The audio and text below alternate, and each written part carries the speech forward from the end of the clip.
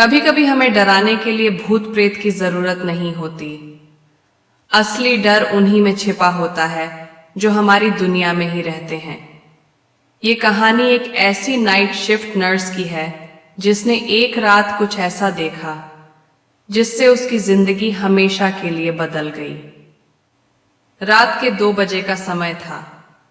सारा, जो एक नर्स थी, अपनी शिफ्ट खत्म कर पार्किंग में अपनी कार की तरफ बढ़ रही थी।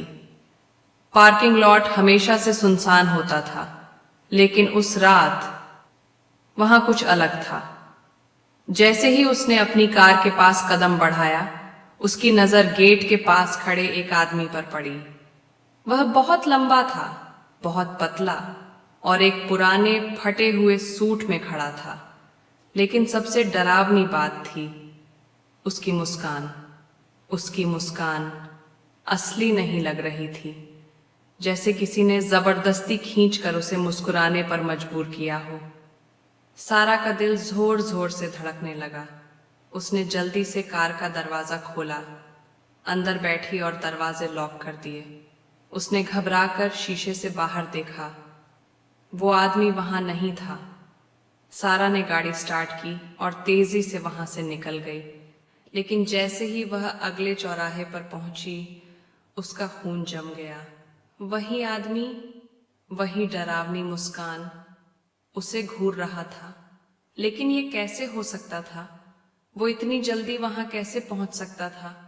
डर के मारे उसने गाड़ी नहीं रोकी। सीधा घर पहुंचकर उसने दरवाजे बंद किए और कैमरों की फुटेज चेक की। बाहर कोई नहीं था, सिर्फ एक सुनसान सड़क। वो किसी तरह शांत हुई और सोने की कोशिश करने लगी। लेकिन ठीक 4 बजे उसका फोन वाइब्रेट हुआ। सारा का दिमाग सुन्न हो गया।